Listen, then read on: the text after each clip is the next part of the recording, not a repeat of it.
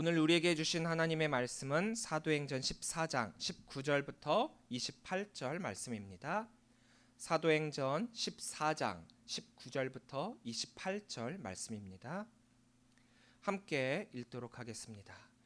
유대인들이 안디옥과 이고니온에서 와서 무리를 충동하니 그들이 돌로 바울을 쳐서 죽은 줄로 알고 시외로 끌어내치니라. 제자들이 둘러섰을 때에 바울이 일어나 그 성에 들어갔다가 이튿날 바나바와 함께 더베로 가서 복음을 그 성에서 전하여 많은 사람을 제자로 삼고 루스드라와 이고니온과 안디옥으로 돌아가서 제자들의 마음을 굳게 하여 이 믿음에 머물러 있으라 권하고 또 우리가 하나님의 나라에 들어가려면 많은 환난을 겪어야 할 것이라 하고 각 교회에서 장로들을 택하여 금식 기도하며 그들이 믿는 주께 그들을 위탁하고 비시디아 가운데로 지나서 밤빌리아에 이르러 말씀을 버가에서 전하고 아탈리아로 내려가서 거기서 배 타고 안디옥에 이르니 이곳은 두 사도가 이룬 그 일을 위하여 전에 하나님의 은혜에 부탁하던 곳이라. 그들이 이르러 교회를 모아 하나님이 함께 행하신 모든 일과 이방인들에게 믿음의 문을 여신 것을 보고하고 제자들과 함께 오래 있으니라. 아멘. 할렐루야. 주님을 사모하고 예배의 자리를 사모하여 이 자리에 나오신 우리 성도님들을 주의 이름으로 사랑하고 축복합니다. 우리 옆에 계신 분들과 인사 나누겠습니다. 사랑합니다. 축복합니다. 사랑합니다. 축복합니다. 오랜만에 사도행전 말씀을 이어서 하는 것 같습니다. 사순절로 인해서 잠시 멈췄던 이 사도행전의 말씀을 오늘부터 이번 주부터 다시 이어서 함께 하고자 합니다. 너무 오래돼갖고 바로 전에 어떤 말씀이었는지 잊어버리셨죠? 그래서 잠깐 지난번까지의 말씀을 요약을 한다라고 하면은 이고니온에서 복음을 전하던 바울과 바나바를 복음에 순종하지 아니한 유대인들이 선동을 해갖고 쫓아내게 돼요. 그래서 다급하게 루스드라라고 하는 곳으로 이 바울과 바나바가 도망을 치듯 오게 됩니다. 비록 쫓겨온 곳이기는 하지만 이곳 루스드라에서도 열심히 복음을 전파하다가 문득 한 사람을 만나게 돼요. 어떤 사람이냐? 나면서부터 발을 쓰지 못하는 자, 즉 걷지 못하는 사람을 만나서 이 사람이 믿음이 있는 것을 보고 이제 그를 향해 하나님의 능력으로 그 발을 고쳐주게 되죠. 사람들은 깜짝 놀라게 됩니다. 그래서 바울과 바나바는 그곳 사람들에게 이런 말까지 들어요. 신이 인간의 몸을 입고 이 땅에 온 것이다. 그래서 바나바는 제우스, 바울은 헤르메스다라고 하면서 이들을 섬기려고 하는 그런 행동을 취하게 되죠. 그래서 바울은 복음만을 전하기 위해 왔던 자였기 때문에 이들의 이러한 태도를 사색을 하면서 나도 너희들과 같은 성정을 가진 인간이다라고 하면서 자신들이 사람이고 복음의 사명을 전하는 자임을 분명하게 선포하게 되죠. 자, 이런 일들이 일어나는 것을 봐서 이 루스드라에도 복음이 전해지고 또 이들의 전도가 성공한 듯 보이게 됩니다. 그런데 말입니다.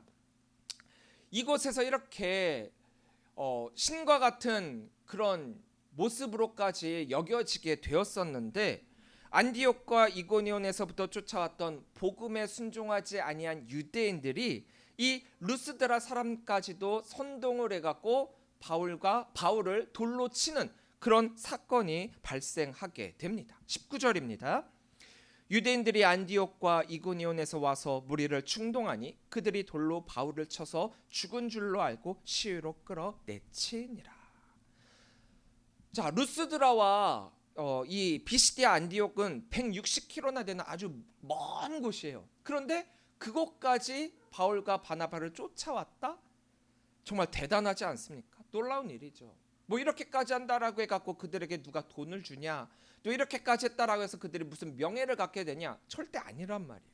그 어떤 이득을 볼 것도 없겠습니다만 그들의 목적은 단 하나였어요. 뭐냐? 바울과 바나바가 전하는 복음을 방해하는 거죠. 복음이 이방인들에게 전해지는 것을 방해하는 게 그들의 목적이었습니다. 이건 말이죠. 유대인들이 모른다면 할 수 없는 행동이에요. 무엇을요? 복음의 파급력이 얼마나 센지를 이들은 이미 알고 있었다라는 거죠.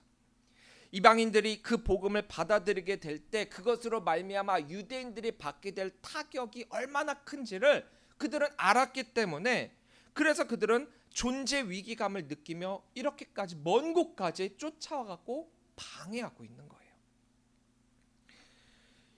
이러한 일을 하는 것, 유대교의 열심 당원으로서 한다라고 하는 건 어떻게 보면 그들의 사명이라고 여기고 할 수 있는 것들이겠죠. 악한 영의 사명으로도 이러한 열심이 나타날 수 있습니다. 도리어 어떻게 보면 이들의 이러한 열심은 더 무조건적이고 더 맹목적일 수 있어요. 성령으로 열심인 성도들이 있는 반면 악령으로 열심인 이단들도 있습니다. 이단이 열심인 이유도 신앙생활을 우리가 열심히 하는 그것과 비슷하다라는 거예요. 다만 우리는 성령의 영향을 받아서 열심으로 신앙생활을 하지만 저들은 악의 영의 세력을 받고 그것으로 말미암아 열심히 한다라는 거죠. 그래서 이들의 열심, 이단들의 열심, 이건 역시도 어떻게 보면 그들이 잘 믿었기 때문에, 열심히 믿었기 때문에 일어난 현상입니다. 무엇을 믿었기 때문에요? 악한 영을 믿었기 때문에. 비록 그것이 악한 영에 대한 열심이기는 하지만 어떻게 보면 참 부럽기도 해요. 성령의 사람이라고 하는 우리들도 그들만큼의 열심으로 신앙생활하지 못하거든요. 악한 영을 말미암아 열심히 하는 그들의 모습을 보면서 우리는 반성을 해야 됩니다. 성령의 역사를 받은 우리가 그들보다 더 열심으로 신앙생활을 해야 되지 않겠습니까? 이 열심이 성령을 받은 자로서의 증거가 되기도 하잖아요. 하지만 믿지 않는 자의 열심처럼 되어서는 안 됩니다. 잘못된 맹목적인 열심이 되지는 맙시다. 왜냐? 이들의 맹목적인 열심은 무엇이냐? 죽이는 사역을 하는 거거든요. 죽이는 사역이에요. 성령으로 말미암은 열심은 살리는 사역을 하는데 악한 영의 세력으로 말미암은 열심은 죽이는 사역을 하고 있습니다. 죽이는 것을 너무나도 당연하게 여기고 있어요. 그래서 우리는 목적이 있는 열심을 가져야 합니다. 어떤 목적이냐? 복음으로 살리고 복음으로 죽는 자로서의 사명 말입니다. 일명 나는 죽고 예수로 사는 삶 말입니다. 우리는 죽이는 사역을 하는 게 아니에요. 우리가 사실 기독교가 많은 욕을 먹고 있는 까닭 중에 하나가 사역의 방향을 잘못 잡고 있기 때문이에요. 원래 기독교는요, 폐쇄적인 집단이 아니에요. 열려있는 집단이고 죽이는, 대적하는 집단이 아니에요. 포용하고 아끼고 안는 집단이에요. 왜냐? 하나님께서, 예수님께서 우리들에게 사랑을 가르쳐 주시고 원수를 내 몸과 같이 사랑하라 말씀하셨을 때는 저들을, 나와 뜻이 다르고 저들이 복음을 받아들이지 않았다라고 하더라도 저들에게 복음을 전하며 저들에게 사랑을 전해라, 이렇게 말씀하셨지, 저들이 복음을 받아들이지 않으면 저들과 대적해라, 저들과 싸워라, 저들을 물리쳐라, 이렇게 말씀하시지 않으셨는데 어느덧 오늘날의 기독교에 대한 믿지 않는 자들의 반응을 살펴보면은 정말 이렇게까지도 괴뢰 집단과 같다라고도 비교를 하고 있어요. 뭔가 잘못되지 않았습니까? 복음을 전하는 건 살리는 사역이지 그 누군가를 배척하고 죽이는 사역이 절대로 아니라는 거예요. 복음을 전하지 않는 것이야말로 죽이는 사역이죠. 지난주에 말씀드렸다시피 복음을 전하지 않는 자의 책임은 복음을 받아야 되는 자들이 복음을 받지 못한 것에 대한 그러한 책임까지도 우리가 져야 된다라고 했어요. 그러니까 살리는 사역인 복음 전파의 사역이 우리들에게 있다라는 거예요. 예수님께서도 마지막까지 우리들에게 당부하시고 명령하신 그 말씀이지 않습니까? 이렇게 열심으로 루스드라에까지 쫓아온 유대인들입니다. 근데 이들의 열심만으로는 바울과 바나바를 죽일 수 있는 명분이 없어요. 돌로 칠 명분이 없습니다. 명분 없이 바울을 정죄할 수가 없죠. 왜냐? 이곳은 자신들의 주무대가 아니잖아요. 쫓아온 거잖아요. 다른 땅이잖아요. 이방 땅이잖아요. 이방 땅에서 이곳에서 그들의 영향력을 끼칠 수는 없으니까 그들은 머리를 쓰게 됩니다. 어떻게? 이곳에 자리를 잡고 있었던 유대인 공동체의 도움을 받아가지고 선동을 하게 돼요. 선동을 해서 바울을 돌로 치게 되는 것입니다. 그런데 이 사건을 보면서 뭔가 좀 데자뷰가 느껴지지 않으세요? 열심당원인 유대인들이 믿는 자를 쫓아와서 그들을 방해하고 잡아 돌로 쳐 죽인다. 뭔가 우리가 이미 앞에서 겪어봤었던 일이지 않습니까? 바로 사울이 하던 그대로 돌려받고 있습니다. 사울이 예수 믿는 자들을 쫓아다니면서 박해하고 잡아 죽이던 일을 하지 않았습니까? 더군다나 스데반 집사까지도 돌로 쳐 죽이지 않았어요. 그 나름대로의 유대적 신념과 또 신앙으로 그리스도인들을 정죄하던 이가 바로 이 사울이었습니다. 근데 이제는 반대로 그가 변화되어 성령의 사람인 그리스도인이 되어 복음을 전하니까 그리스도인으로서 유대인들의 이러한 헛된 열심으로의 정죄를 받고 있는 것입니다. 이제 하나님의 은혜와 또 죄와 사망과 죽음의 권세로부터 벗어나 하나님의 통치 가운데 살아가게 되었는데, 그랬기에 이제 어둠의 세력이 그 삶을 괴롭히고 있지 않습니까? 참 아이러니하죠. 제대로 믿으니까 어려움을 당하게 됩니다. 잘 믿으니까 이렇게 고난을 받게 돼요.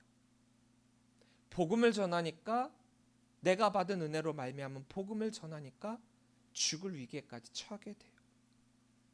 그러니까 이렇게 교회 와서 신앙생활하고 복음을 접하고 열심인 사람들을 보면 그들이 본이 되어야 되는데, 그러한 모습을 보니까 어떤 모습이 떠오르게 되느냐?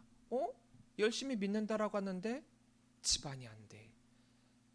열심히 믿는다라고 하는데 가정이 파탄나. 열심히 믿는다라고 하는데 남들에게 손가락질 받고 있어. 그런 모습 보니까 제대로 믿지 않는 거예요. 잘 안 믿는 거예요. 몸은 교회에 오는데, 몸은 예배 시간이 여기 있는데 생각은 딴 생각을 하고 무늬만 그리스도인이 되어가고 있는 거예요.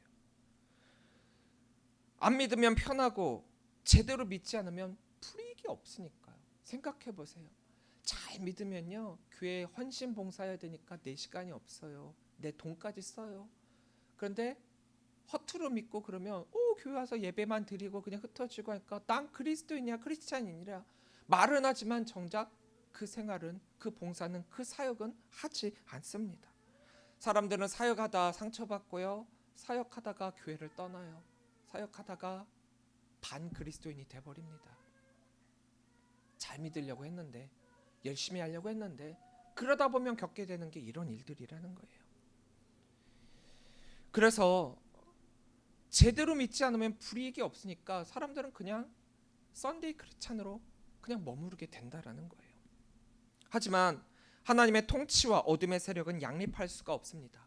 우리가 하나님의 나라를 선택한 그 순간부터 우리는 악한 영의 견제와 대립으로 인한 핍박을 당연하다면 당연하게 받을 수밖에 없다라는 거예요.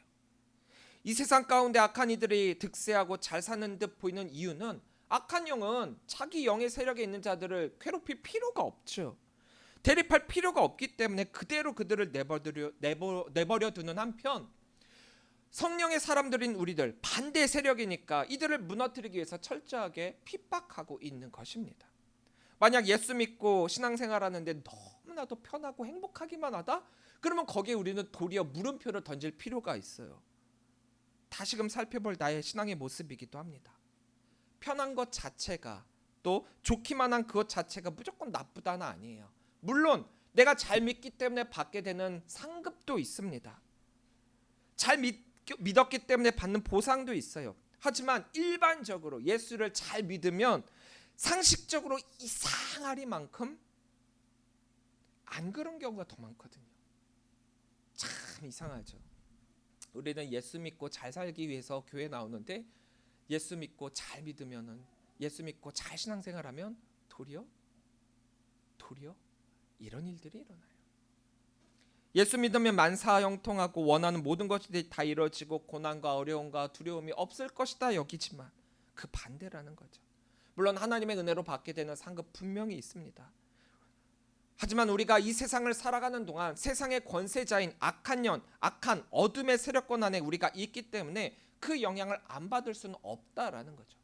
생각해 보세요. 예수님도 사역을 시작하기, 공생애를 시작하기 그 처음에 마귀의 유혹, 마귀의 시험이 있었잖아요. 하지만 우리는 그 모든 결국은 하나님이 원하시는 대로임을 잊지 말아야 합니다. 그렇게 때로는 우리에게 조용히 혹은 거세게 다가오고 있는 고난과 핍박에 대해서 대비하지 않고 있다가 정말 얼떨결에 당하지 말고, 우리가 열심히 믿으면, 우리가 열심히 신앙생활하면, 우리가 똑바로 믿으면 반드시 고난과 핍박은 아주 당연한 듯 다가온다라는 것을 깨닫고 철저한 대비로 그것을 막을 필요가 있다라는 거예요. 어쩌면 죽음까지도 말입니다. 자, 여기까지 들으면 사람들이 이렇게 이야기를 해요. 에이, 그러면 왜 믿어요? 그럼 왜 신앙생활해요? 왜 사역하고 왜 봉사합니까? 왜 교회 다녀요? 이런 말이 나올 수밖에 없죠. 하지만 말이요, 네, 그렇습니다. 그런 일이 일어날 거예요. 하지만 우리는 최후의 승리를 믿으며 끝까지 우리의 신앙을 지켜야 합니다. 바울은 신적 능력까지 발휘하면서 신이 인간의 몸을 입고 왔다라고 하는 그런 찬사까지 받았음에도 불구하고 결국 죽기 직전까지 가지 않았습니까? 오늘 아까 읽었던 본문의 말씀을 보면 사람들은 바울이 죽었다라고 착각을 했지만 죽기 직전까지 갔었던 거예요. 만약 바울이 이 이방인들에게 신인 척 그냥 추대를 받고 나는 너희들과 똑같이 성정을 가진 인간이다라고 하는 게 아니라, 그래, 너희 생각대로 너희 판단대로 나는 인간의 몸을 입고 온 신이다라고 신인 척 했었다라고 한다면, 아무리 유대인들이 이렇게 루스드라까지 쫓아왔었다라고 하더라도 거기서까지 돌로 치는 이런 짓을 하지는 못했겠죠. 왜요? 이 이방인들을 동원해 갖고 그들을 막았을 거예요. 왜 너희들이 누군데 여기까지 쫓아갖고 우리들의 신을 이렇게 핍박하느냐. 막을 수도 있었을 거예요. 또한 어쩌면 이러한 위치와 모습을 힘입어서 복음을 전하는데 더 이익이 될 수도 있었을 겁니다. 도움이 될 수도 있었을 거예요. 왜요? 신으로서 너희들에게 명령하니까 예수 그리스도를 믿어라 할 수도 있을 거 아니에요. 그런데 말입니다, 정말 이들이 신인 척하는 그것이 복음을 위한 것일까요? 그들의 박해와 고난을 피하기 위한 완벽한 길이었을까요? 신척하면서 하나님이 받으셔야만 하는 영광을 우리가 받는 것이 과연 옳은 것일까요? 사역을 하면서 받게 되는 그 칭찬과 환호를 우리가 받아야 되겠습니까? 바울의 고백대로 그건 아니죠. 그건 아니라는 거예요. 이러한 것들이 헛된 이름을 고백하며 오직 만물을 지으고 살아계신 하나님께로 돌아오게 하는 그 사역에 우리는 매진해야 된다라는 겁니다. 그게 하나님의 사역이고 그게 하나님의 사명이죠. 이득관계로 인해서 엮여진 관계는 오늘의 친구가 내일의 적이 될 수 있어요. 그게 인간입니다. 순식간에 자신의 입장을 완전 손바닥 뒤엎도 이렇게 없는 이것이 바로 인기이자 인간들의 믿음이라는 거예요. 너무 쉽게 변합니다. 너무 쉽게 뒤집죠. 우리는 그 점을 잊지 말아야 돼요. 너무 쉬운 일을 하는 그들이기 때문에 그것에 실망할 필요도 없고 그것에 실족하지도 말아야 하는 것입니다. 저도 지금까지 20년 목회를 하면서 목회자 혹은 평신도 동역자들을 수없이 만났지만 그들에게 실망을 한 적도 많았고요. 도전을 받은 적도 많았습니다. 같은 하나님의 일을 하는 사람인데, 같은 동역자인데, 같은 하나님의 일을 하고 있는데 왜 이런 일들이 일어나는가? 답은 의외로 간단해요. 쉽게 변하는 인간들이기 때문이죠. 그러니까 신앙생활을 하면서 인간들을 믿지 말라는 얘기를 참 많이 듣죠. 인간은요, 믿음의 대상이 아니라 사랑의 대상입니다. 우리의 믿음의 대상은 오직 하나님뿐이에요. 하나님만을 믿어야 하는데 하나님보다 더 믿는 그것으로 말미암아 결국 좌절하게 된다라는 거예요. 저들은 언제든지 쉽게 변할 수 있는 자들이에요. 그러니까 그들의 약함을 우리가 인정을 하면서 어쩌면 배반까지도 어루만질 수 있는 사랑을 해야 된다라는 거예요. 그게 기독교의 기본적인 원리인데 요즘에 참 이상하게 변했죠. 기독교가 적대 세력이 돼버렸어요.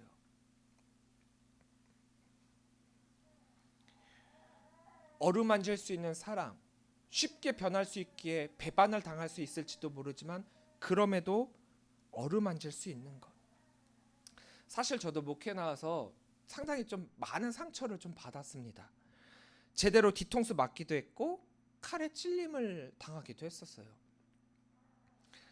굉장히 아팠죠. 그래서 이런 일까지 있었어요. 이거 정말 제가 목회 현장에 다시 돌아올 수 있을까? 내가 목회를 할 수 있을까? 그런 생각도 했었습니다. 그런 일도 있었고요. 그런데 결국에는 저는 다시 목회 자리로 돌아왔고 또 복음만이 제가 전해야 할 유일한 목적임을 깨닫게 되어서 제가 어디에 있든 어느 사역을 감당하게 되든 그것이 저에게 주어진 사명임을 잊지 않고 있습니다. 왜요? 사람들은 언제나 쉬운 일을 선택하는 자들이니까요. 20절부터 21절입니다. 제자들이 둘러섰을 때 바울이 일어나 그 성에 들어갔다가 이튿날 바나바와 함께 더베로 가서 복음을 그 성에서 전하여 많은 사람을 제자로 삼고 루스드라와 이고니온과 안디옥으로 돌아가서 바울과 바나바는 더베에서 성공적인 그런 복음의 사역을 한 후 다시금 루스드라 왔던 길을 돌아가는 거예요. 루스드라에서 다시 이고니온에서 피시디아 안디옥으로 돌아가는 여정을 택하게 됩니다. 자, 생각을 해보세요. 지금까지 이 바울의 제1차 전도 여행을 통해서 봤을 때 이쪽에서 복음을 전하다가 이쪽 유대인들의 선동과 또 그들의 반발에 의해서 도망치듯 쫓겨 다음 사역지로 갔었던 이들입니다. 근데 더베에서 이제 다시 거꾸로 돌아가게 된대요. 루스드라로 갔다 이고니온으로 갔다 비시디아 안디옥으로 돌아가게 된대요. 도망쳐왔던 것들인데 다시 그곳으로 간대요. 어떻게 보면 복음을 전하다 죽을 뻔한 곳이기도 하잖아요. 그런데 그럼에도 불구하고 이들은 다시금 그들을 박해했던 것으로 돌아가고 있습니다. 어떻게 이렇게 할 수 있었을까요? 사실 고난과 어려움은 참는 게 대수가 아닙니다. 참을 수 없을 만큼의 반발이 있었기에 이들은 도망쳤던 거잖아요. 참을 수 있었으면 그냥 그것에 머물러 있었겠죠. 견딜 수 있었으면 그냥 다 받아냈겠죠. 근데 그 이상의 것이 그들에게 다가오니까 어쩔 수 없이 사역지를 옮겼던 거잖아요.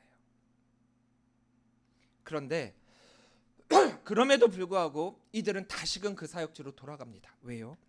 그곳에서 복음을 전했기 때문에 죽었다가 아니라 그곳에서 복음을 전했기 때문에 살았다이기 때문입니다. 이게 무슨 말이냐? 복음을 위해 받은 고난보다도 복음을 위해 받은 기쁨이 더욱더 충만했기 때문이에요. 신앙생활을 하면서 믿음을 가지면서 교회 다니면서 왜 반대편이 없겠습니까? 왜 나를 대적하는 자가 없겠습니까? 왜 나쁜 쪽이 없겠어요? 근데요, 보세요. 신앙생활하면서 나를 대적하고 어렵게 하는 이들은요, 아이러니하게도 같은 믿는 자들이고요. 더군다나 그냥 믿는 자들이 아니라 정말 열심히 믿는 자들이에요. 열심히 믿는 자들이 나를 더욱더 고난 받게 하고 있습니다. 사실 믿지 않는 자들로부터 받는 고난이라면 예측할 수 있잖아요. 대비할 수 있잖아요. 외부적 방어에 나설 수도 있는데 참 같은 믿는 자들로부터의 고난이기 때문에 속수무책으로 당할 때가 참 많아요. 바로 이 시간에도 많은 교회에서 일어나고 있을 수도 있는 그런 일들입니다. 신앙생활을 하다 보면 너무나도 슬플 때도 있을 것이고 너무나도 기쁠 때도 있습니다.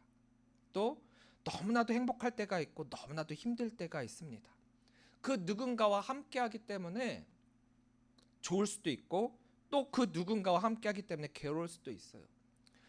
저 사람만 없으면 참 교회 생활 좋을 텐데 행복할 텐데 왜 저 사람 교회 왜 나와가지고 이렇게 분위기를 망치냐.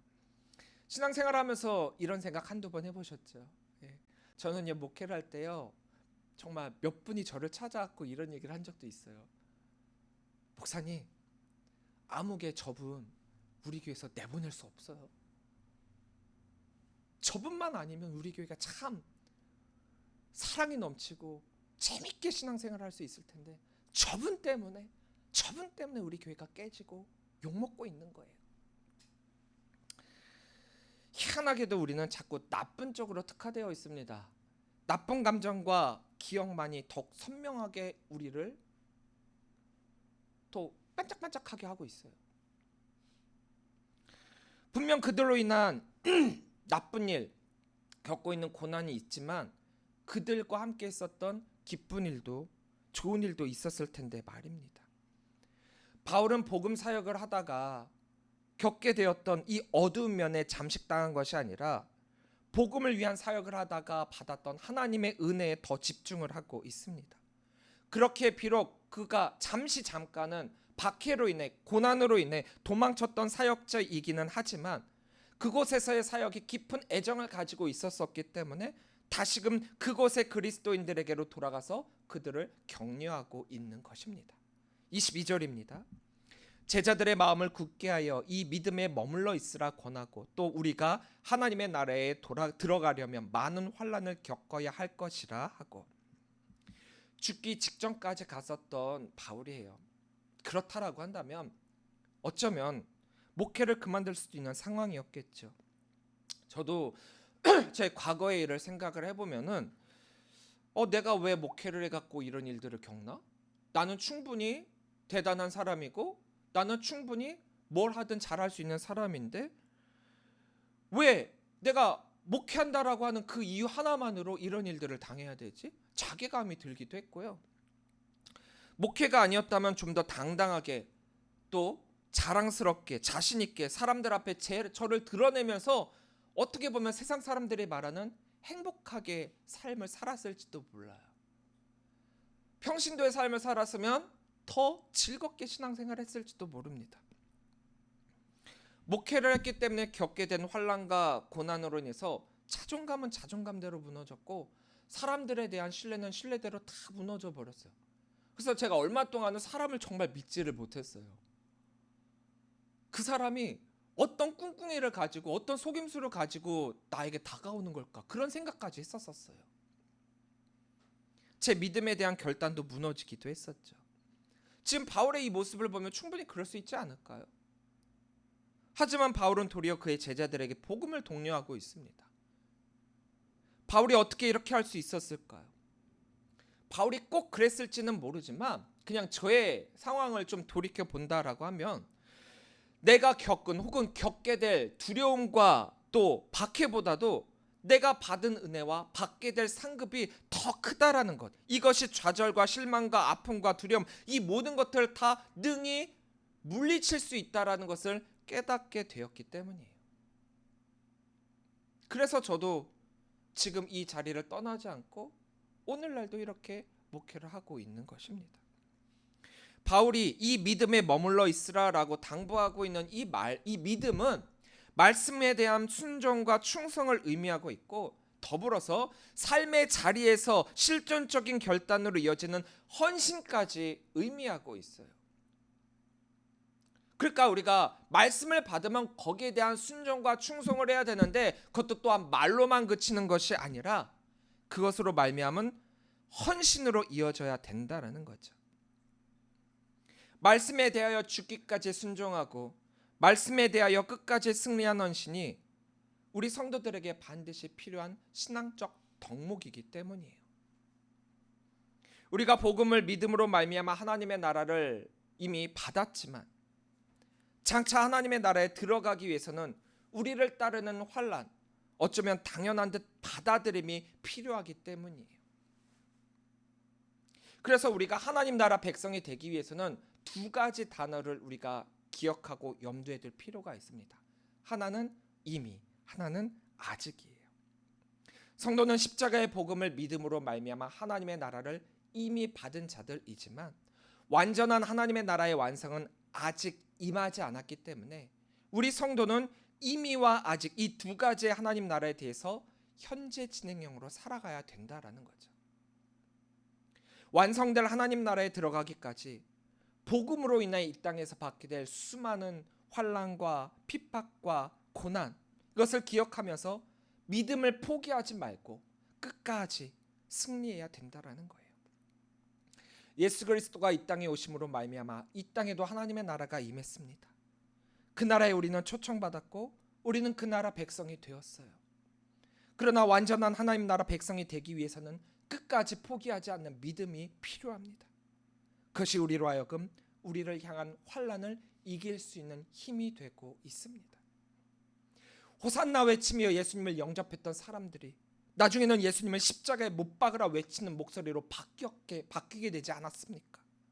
그때를 생각하면 인간이란 완전한 존재가 아니기 때문에 언제든지 변화무쌍한 태도를 보일 수 있다라고 하는 이 사실을 우리는 잊지 말아야 돼요.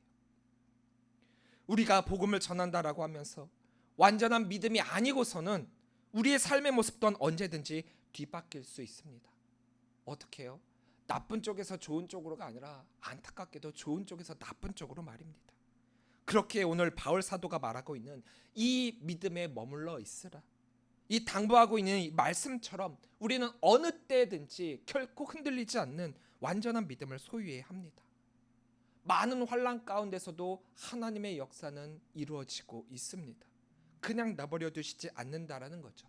우리 믿는 성도들이 그 환난으로 끝을 맺도록 그냥 내버려 두시지 않는다라는 거예요.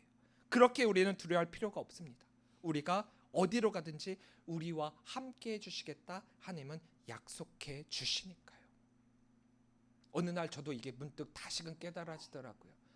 제가 군대 갔을 때 가장 힘이 됐던 말씀이 바로 이 말씀이었는데, 제가 좌절하고 낙심하고 힘들어하고 넘어지고 또 저의 목표와 목적이 흔들리고 있을 때 하나님은 다시금 저에게 다가와 말씀해 주셨습니다. 두려워 말라, 내가 너와 함께함이라. 놀라지 말라, 나는 너의 하나님이 됨이라. 이 힘과 이 능력으로 우리의 믿음의 삶을 살아갑시다. 이 복음을 전파하는 그 사역에 우리의 삶을 드립시다. 마음을 굳게 하고 믿음을 끝까지 지키면서 말입니다. 우리를 위해 이 땅에 오셔서 사망 권세에 물리치시고 승리하신 예수 그리스도의 부활을 바라보며 우리에게 주어진 그 부활의 삶을 소망하며 이 땅 살아가고 승리하는 우리 귀한 성도님들이 되시기를 주의 이름으로 간절히 축원합니다. 기도하시겠습니다.